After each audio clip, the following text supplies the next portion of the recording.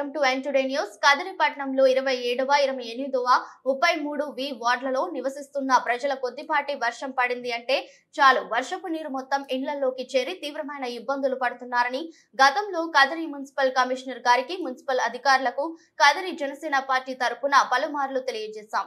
ఎట్టకేలకు ఇప్పటికైనా స్పందించి నల్లగుట్ట వీధి, నల్లంగడి వీధి, జొన్న వీధిలోని ప్రజల బాధలు అర్థం చేసుకుని ప్రధాన కాలువల్లో పేరుకొని పోయిన పూడిక తీయడం జరిగింది.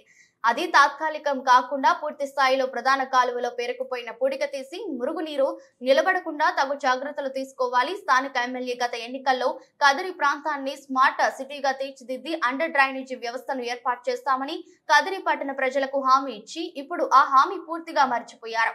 స్థానిక ఎమ్మెల్యే కదిరి పట్టణ ప్రజలకు ఇచ్చిన హామీని నిలబెట్టుకోవాలని కదిరి జనసేన పార్టీ తరపున డిమాండ్ చేస్తున్నారు.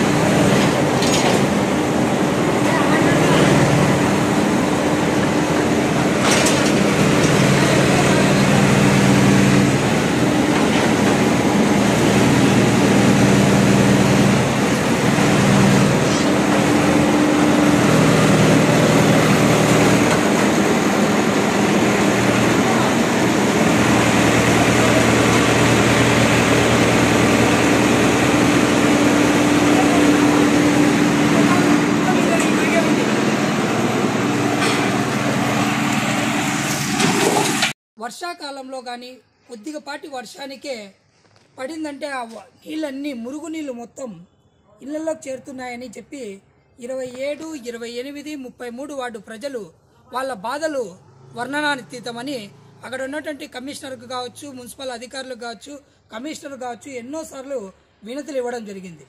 ఇదంతా జరిగి అప్పుడు చెప్పిన ప్రతిసారి కొద్దిసేపు అట్లా చేసిపోతారు, మరి దీనికంటూ శాశ్వతమైన పరిష్కారం చూపించలేక ఇబ్బందులు పడుతుంటే మన కమిషనర్ గారికి ఈ విషయం తెలియజేస్తే వారు వెంటనే స్పందించి ఇప్పుడే కాలువలో పేరుకుపోయిన ప్రధాన కాలువ, ముఖ్యంగా ఈ శంకర్ డాక్టర్ దగ్గర నుంచి ఇది మిషన్ వరకు ఉన్నటువంటి ప్రధాన కాలువ ఈ పూడిక వల్ల రాళ్ళు రప్పలు పడి మొత్తం అంతా నిండి పూడిపోయింది. అది దాంట్లో ఉన్న పూడిక తీస్తే ఆ నీరు, వర్షం నీళ్లు కూడా కొట్టుకొని వెళ్ళిపోతాయి, ఇళ్లలోకి ప్రజలు చేరవు అని ప్రజలు కూడా కోరుకుంటున్నారు.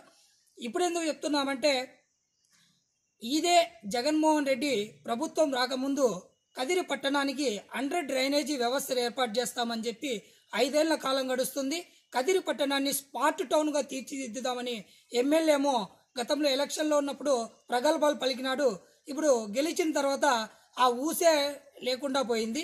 ఇప్పటికైనా వెంటనే అధికారులు కానీ, మున్సిపల్ కమిషనర్ కావచ్చు, స్థానిక ఎమ్మెల్యే కావచ్చు, వీళ్ళంతా స్పందించి ఈ కాలువకి శాశ్వతమైన పరిష్కారం చూపించి ఇట్లా పూడిక సకాలంలో తీపిస్తే ప్రజలు కూడా సంతోషిస్తారని మేము తెలియజేసుకుంటున్నాం.